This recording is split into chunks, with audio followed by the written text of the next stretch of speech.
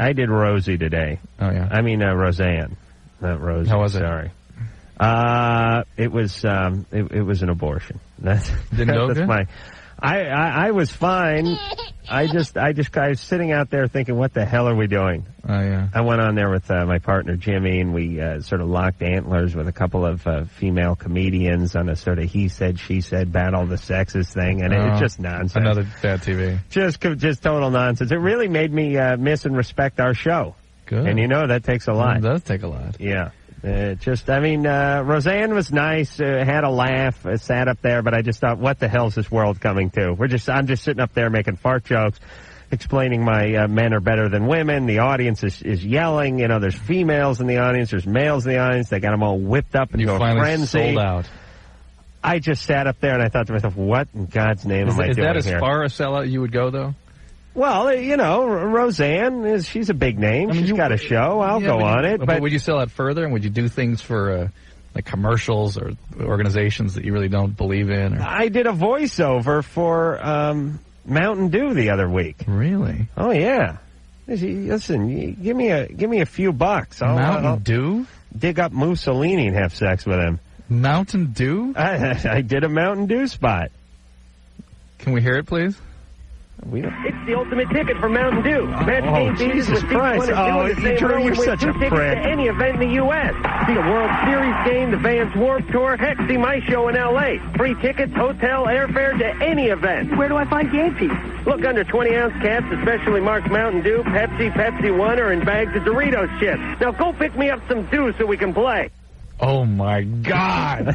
I'm ashamed. What an ambush. I am ashamed. True, it was a real, like, Jenny Jones type ambush you pulled on me there. You've been training me for several years now, so. Christ almighty. We weren't going to let this one slide. But no, Adam, I'm really disturbed. I mean, you all right?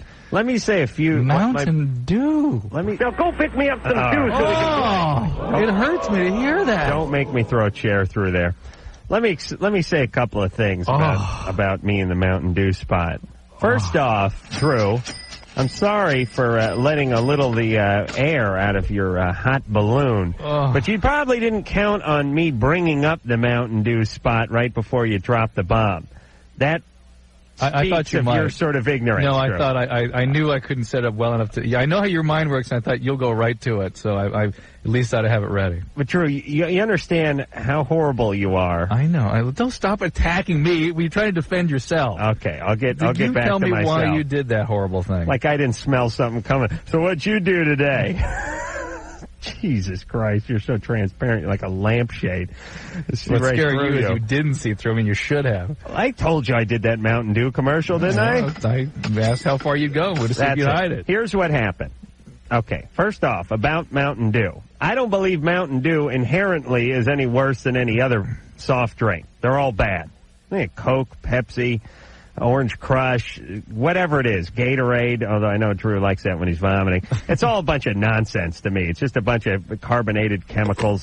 It's just there to poison the youth of America. That's my take on soft drinks in general. I personally have disdain for Mountain Dew because I think it's the worst tasting of the group.